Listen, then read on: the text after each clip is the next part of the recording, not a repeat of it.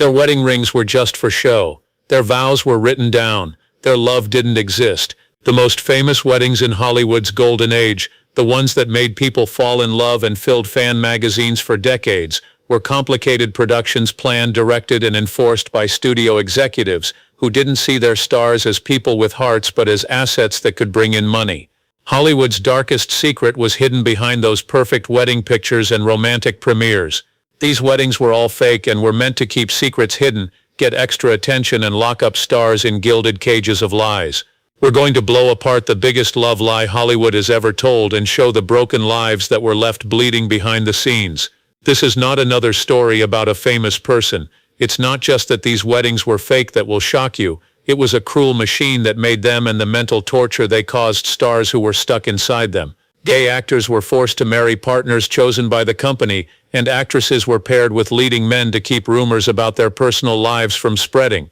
Pushed together to get attention, then locked into contracts that made it impossible to escape, while their real love stayed hidden, weren't allowed to date, and were erased from history. First, let's take off Hollywood's wedding veil. Here are 5 shocking facts about these fake marriages. MGM kept a secret department for matching stars based on how marketable they were, not how well they got along. There were clear rules in contract marriages about how often the couple had to be photographed together. Warner Brothers. Someone once planned a very expensive fake honeymoon for 2 newlyweds while they were seeing other people behind their backs. It was recorded that one studio official said, "Marriage is just another costume our actors wear." A major Hollywood pregnancy was borrowed from a studio secretary to make a fake pair look like they were happy in their marriage. Now let's talk about the saddest fake relationships in Hollywood history. First, Rock Hudson and Phyllis Gates had the best cover story. November 9, 1955. The most suitable bachelor in America finally found love. In a surprise wedding that made people all over the country happy, Rock Hudson married his agent's secretary Phyllis Gates. Fan magazines were bursting with happiness.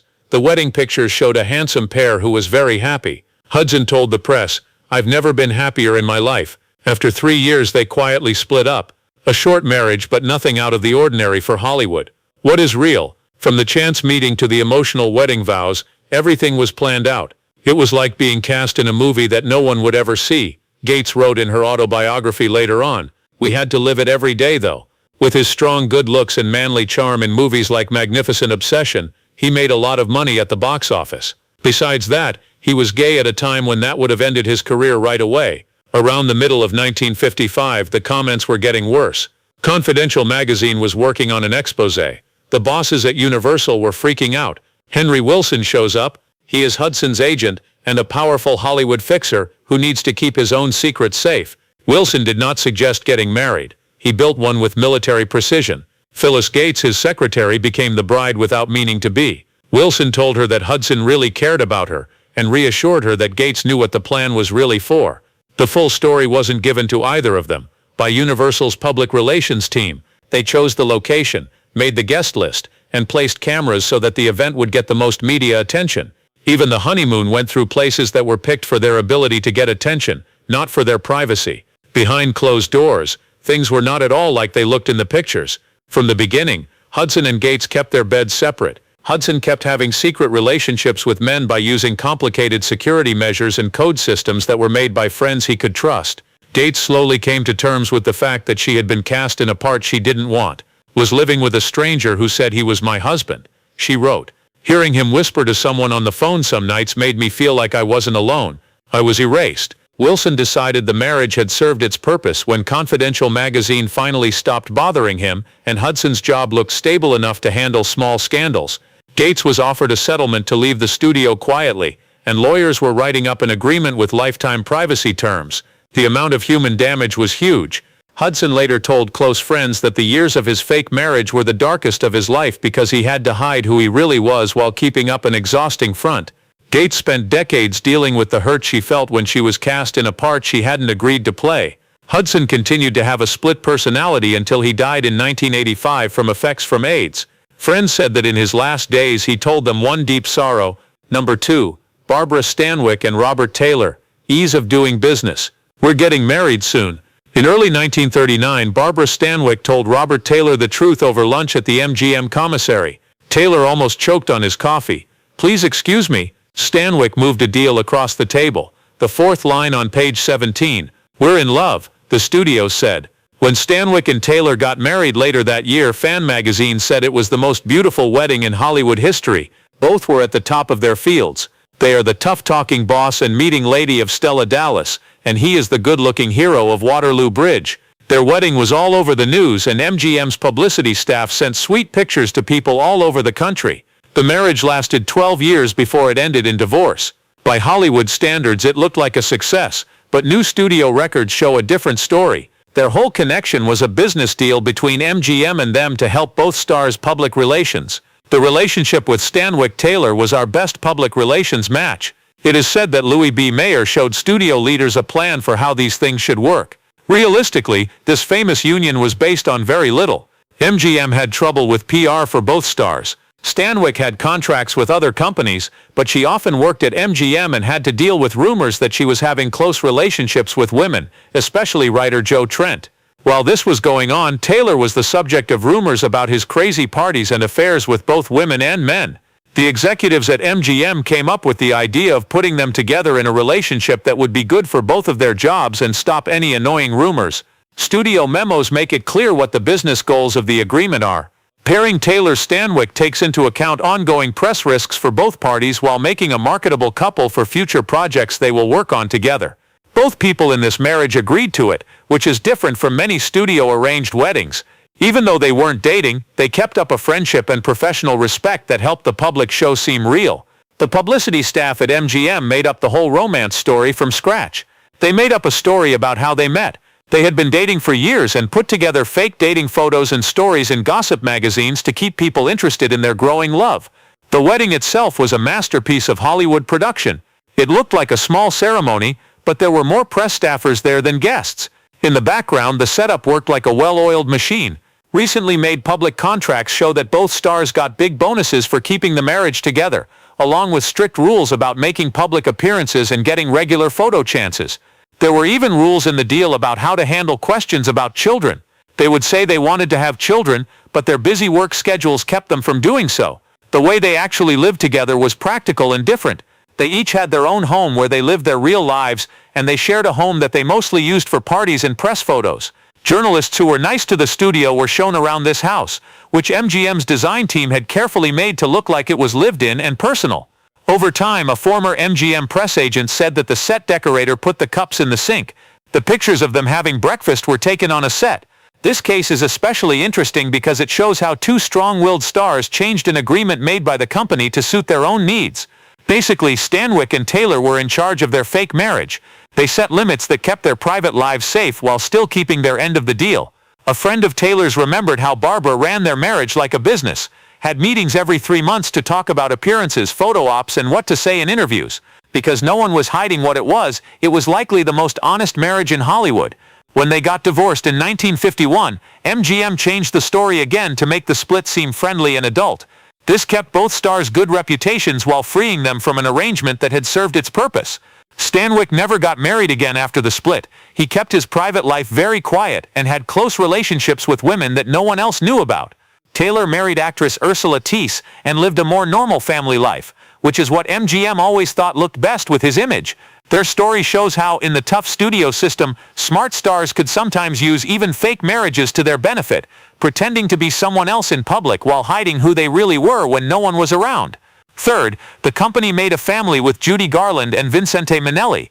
The morning after her wedding night, she passed out on set. While she threw up in a bucket between takes, makeup artists worked quickly to hide the dark circles under her eyes. This wasn't being tired from a wedding night, it was pulling back. MGM briefly stopped Judy Garland from taking her medications so that she would look sober at her wedding to director Vincente Minnelli. A person who worked at MGM that day but did not want to be named said that Louis B. Mayer told her to start taking the pills again by noon, but only half the dose until the honeymoon picture shoot. We need her eyes to be clear. It looked like Garland and Minnelli would make a great Hollywood couple when they got married in 1945. Meet Me and St. Louis's creative director and the star of The Wizard of Oz fall in love. Their daughter Liza would become famous, which seemed to prove that they were right to be married. This story seemed like a success, but it was actually one of MGM's cruelest tests on people, a marriage made to serve multiple studio goals without caring about the terrible personal effects.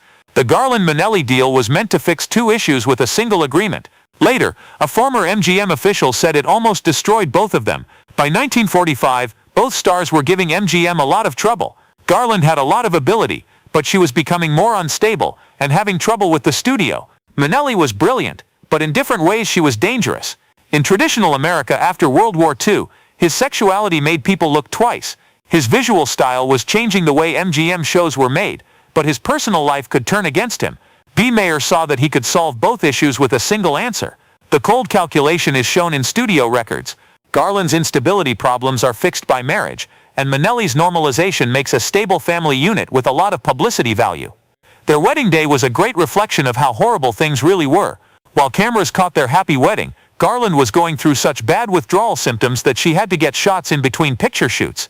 In the meantime, Minnelli hadn't been able to see or talk to his real partner for 2 weeks before the wedding.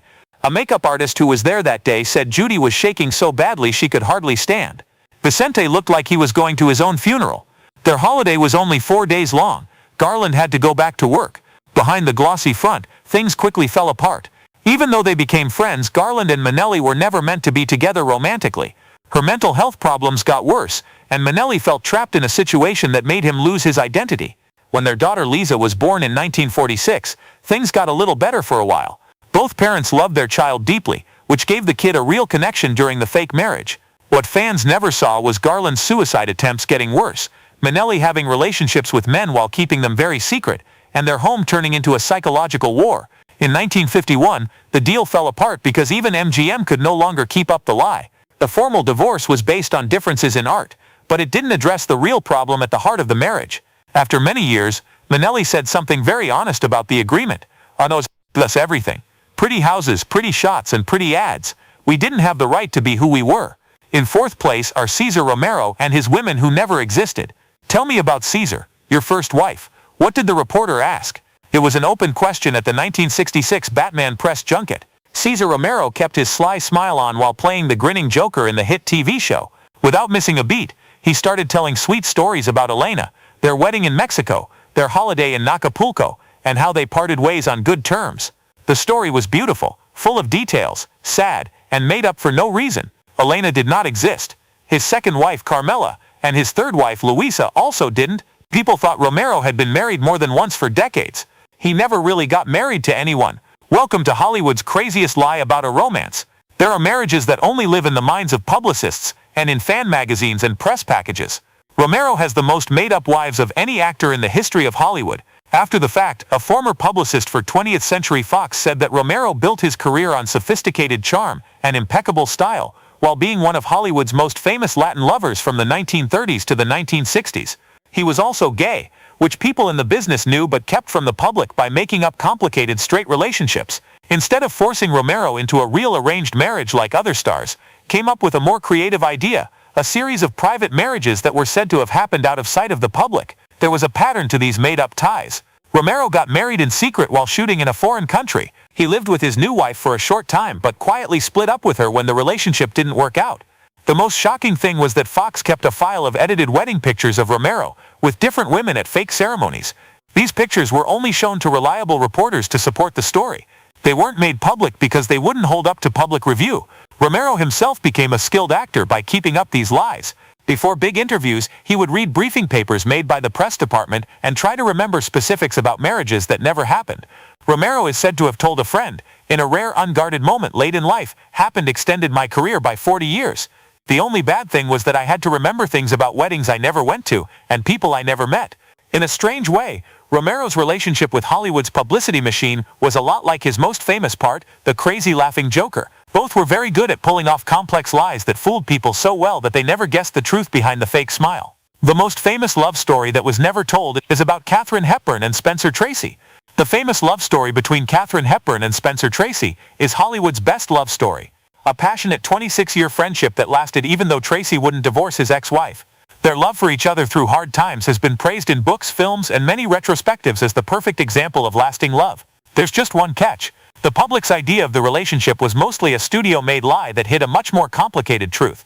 His image as a man was threatened by his occasional relationships with guys. She was trying to rebuild her career after being called box office poison.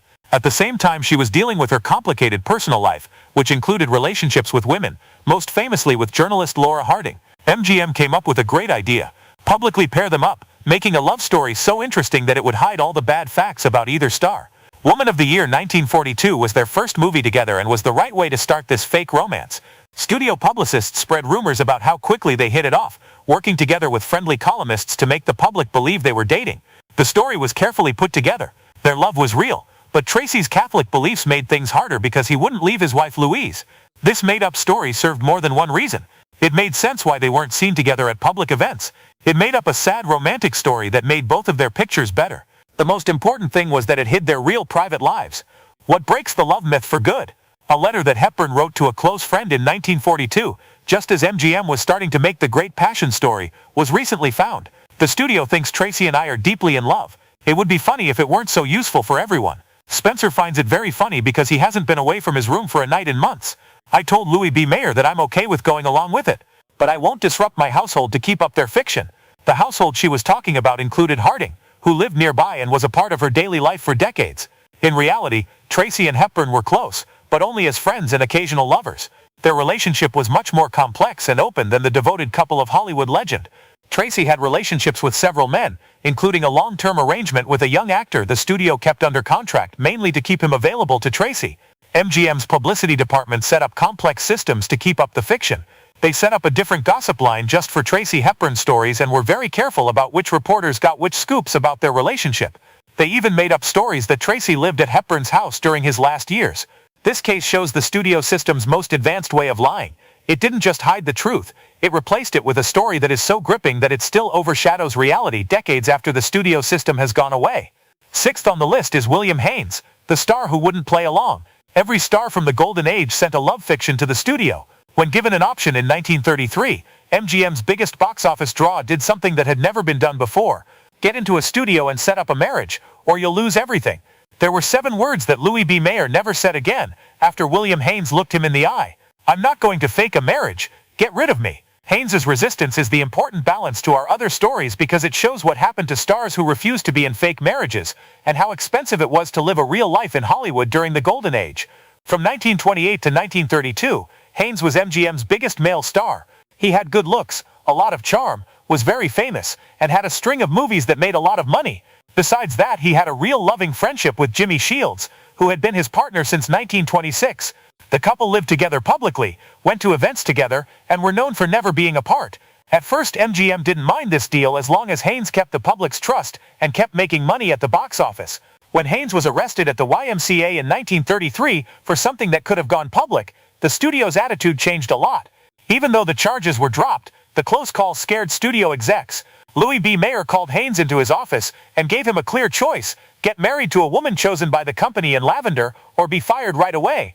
Mayer had already chosen the bride. She was a young contract player who knew what was going on and would gain from being linked to a big star. Several MGM workers who heard the argument have talked about the meeting that followed. Haynes said, "I won't give up Jimmy for a fake marriage," telling Mayer in a strong but defiant tone, "We've been together for 7 years.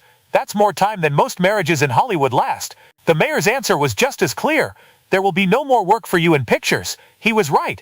Haynes was fired right away, even though he was MGM's biggest male box office draw. His name was taken off of projects that are coming up.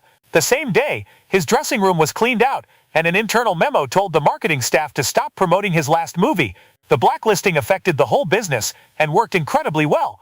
Big studios wouldn't work with him. At age 33, he was no longer able to act. Haynes' story is interesting not only because he said no, but also because of what happened next. Haynes built a successful second life, which is different from many stars who were destroyed by the studio structure. He started an incredibly successful interior design business with Shields by his side. Eventually, many studio execs and movie stars who couldn't be seen with him in public became his clients. The most important thing is that Haynes and Shields were together for 47 years, until Haynes died in 1973. This couple's relationship lasted longer than almost every studio-made marriage of the time. Before she left MGM, Joan Crawford said, "Billy was the only one of us who had the guts to tell the studio to go to hell and live his life on his own terms. Check out what happened. They took away his job, but they couldn't change how happy he was." Haynes' story is the perfect contrast to the fake marriages that ruled Hollywood during the Golden Age. It shows both how expensive genuine can be and how possible it is to find happiness outside of the studio system's tight control. The sad truth about the Golden Age: they didn't fall in love. They died on swords for money, fame, and the stories we paid to believe. When you watch an old Hollywood movie, pay close attention to those emotional hugs and romantic looks. Behind many of them were studio executives holding contracts, publicity teams with cameras, and stars screaming in silence to be free of the perfect loves that were only in people's minds. A love dream while living a nightmare of being controlled, forced, and lied to.